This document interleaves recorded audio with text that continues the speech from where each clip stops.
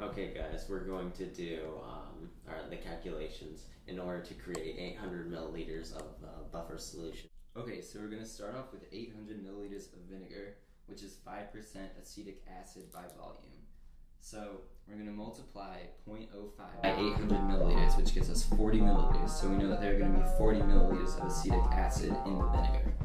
Now the density of acetic acid is 1.05 grams per milliliter, and we calculate that there are 42 grams of acetic acid in vinegar. Now to find out how much sodium hydroxide we're going to need to make this solution, we have to figure out first how many moles of acetic acid we've got. So the molar mass of acetic acid is going to be 60 grams per mole, and we're going to calculate that we have 0.7 moles of acetic acid. So we take the moles of our acid that we have currently and we divide it by 2 to get 0.035 moles, and that's how much conjugate base we want to have for the buffer solution. So we need a molar mass of NaOH 40 grams per mole.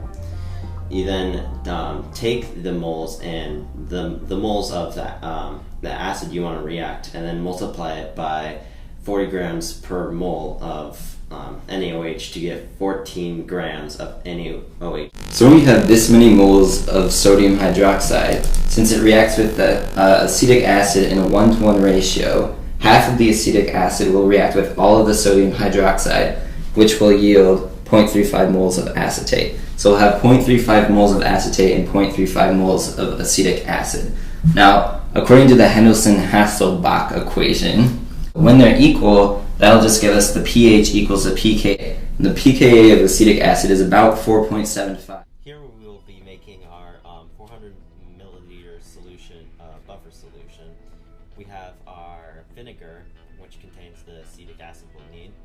We have our 7 grams of sodium hydroxide.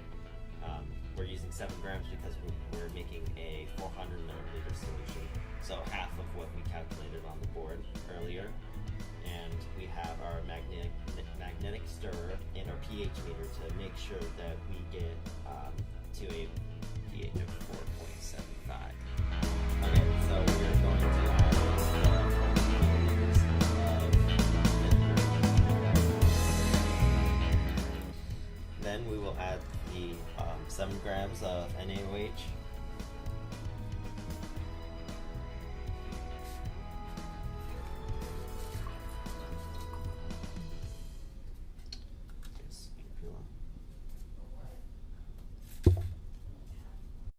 Okay, so here we've got our buffer solution of acetic acid and the acetate ion, and our pH is around 5, so that's a little high, but pH meters aren't always perfect and we don't know the exact concentration of this vinegar, so there's bound to be a little bit of error. So now what we're going to do is add some of this 1 molar hydrochloric acid, 100 milliliters, and see how it changes the pH of this solution, and compare that to how it changes the pH of the water. Okay, so here I've got my 100 milliliter graduated cylinder, safety glasses, and some of this 1 molar hydrochloric acid. Now Jackson is going to measure out 100 milliliters of hydrochloric acid and then add it to the buffer solution to see the pH change.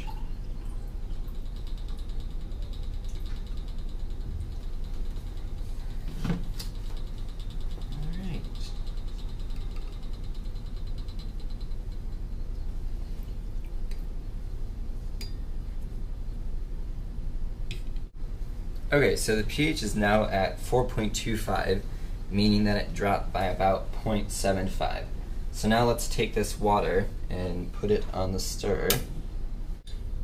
Okay, so the pH of the water is at 4.74, which, and usually although water, the pH should be 7, what happens if there's even a tiny bit of contaminant in the water, then that can have an effect on the pH. So now we're going to add these 100 milliliters to the water and see how the pH changes. Okay, so the pH of the water is now at 1.56. So it dropped by more than 3 on the pH scale, which is because there's no buffering going on in here, and it's just straight hydrochloric acid. Alright, So now we're going to repeat the process, but this time we're going to use sodium hydroxide, a strong base. Last time we added 0.1 moles of hydrochloric acid to our solution, so this time we're going to add 0.1 moles of sodium hydroxide to our solution. And now we'll just let the stir do the work.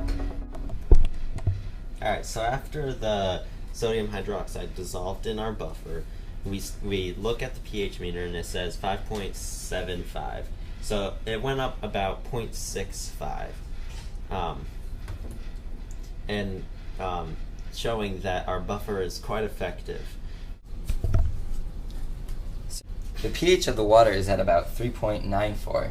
And now Tristan is going to add the sodium hydroxide so we see what happens to it, or to the pH of the water.